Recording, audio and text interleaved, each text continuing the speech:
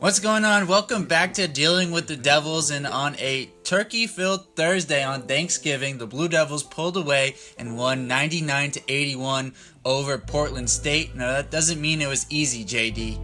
No, at halftime, when I was reaching for another helping of turkey, I was looking and going 49-45, we're down by 4. Right, and for the Blue Devils to hold them to about 32 points here in the second half says to me Coach K really gave them an earful about their defensive effort in the first half. He clearly wasn't talking about the mashed potatoes. No, not the mashed potatoes, JD. I'm pretty sure they were playing basketball while we were eating.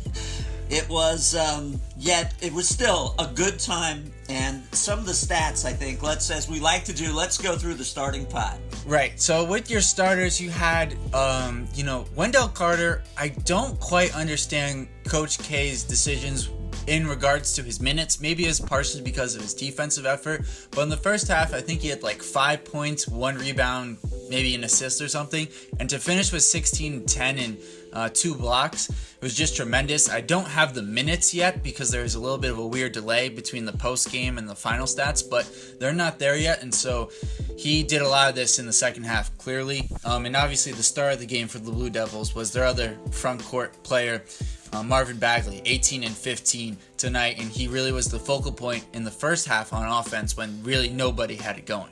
It's been a long time since we've had two bigs that could give us consistently 34 and 25. Those are big-time numbers that the front court is putting up.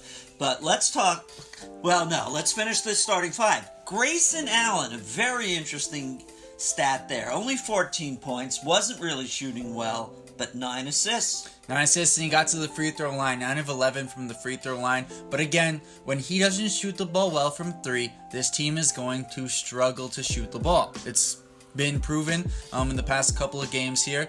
And, Gary Trent, while he shot the ball tremendous, 4 of 18 shooting on the night, while he shot the ball really well in the preseason, the first 2 games, he's really struggled in the past 3 or 4. And that was 4 of 18 from 3-point range, Jack, right. Which is your point, that they don't seem to find their rhythm, and then it turns into a game of their domination down low. And so it was really another one of those interesting nights where you had 3 guys on Duke in double-digit rebounds. So they were controlling the boards. Right, and let's wrap this up here with the starters and Trayvon Duval, whose assists have gone downhill in the past couple of games, while his scoring has gone up. And so 22 points tonight in a night where they needed it. And he was, again, fantastic. He's been outstanding from the start of the season. Him, Bagley, Carter, and Allen have clearly been a step above everyone else. So the starting five is all in double digits, so there's a nice distribution there, but let's go to the bench. Yeah, the bench. Let's talk about, first off, you got to talk about Marquise Bolden. His best performance as a Blue Devil, easily 8 points, 10 rebounds, 3 blocks, and a lot of that was in the first half when they were really struggling with this Portland State team. And Bolden gave them a spark. They played an interesting lineup where he was a center surrounded by 4 guards. And so Coach K was really showing a lot of faith in Bolden in this game. And not only that, but he had a comment recently where he thinks that, yes, Carter and Bagley will be pros, but the fact that he thinks Bolden is a pro was a little surprising to me. Maybe it's just he's giving him some nice, pub to the media and trying to, boost up his confidence, but still, that fact that he has that confidence in his game says something to me, and Bolden proved him right tonight. The other guy on the bench that is instant energy is clearly Alex O'Connell. Yep, and absolutely. Once again, he's almost, 9 points, almost double digits, but it seems to ignite the team when he comes on that court. It's almost the way Grayson Allen used to be his freshman year.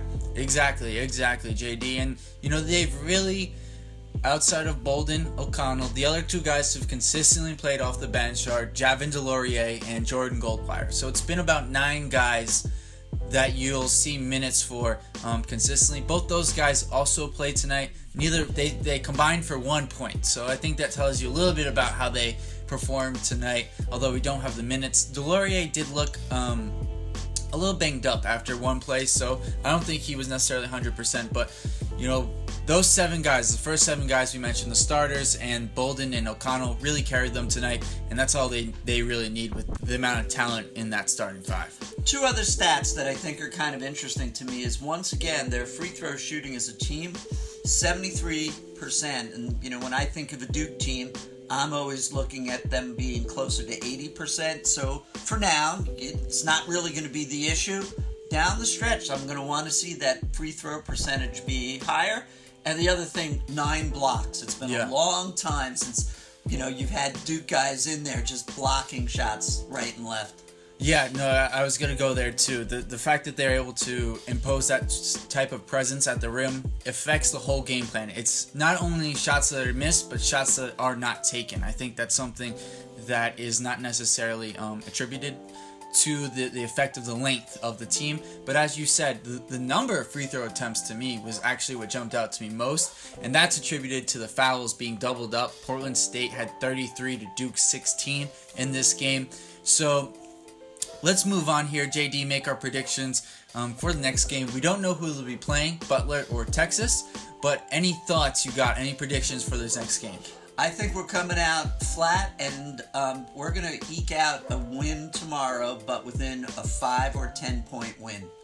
Yeah, that does seem to be the way we're trending, with slower and slower performances and starts that just seem to take longer and longer to get the gears going again. This game took until the second half for them to really get engaged in the game. And so therefore, I think they're going to play Texas, though I'm sure Butler will win and prove that to be wrong.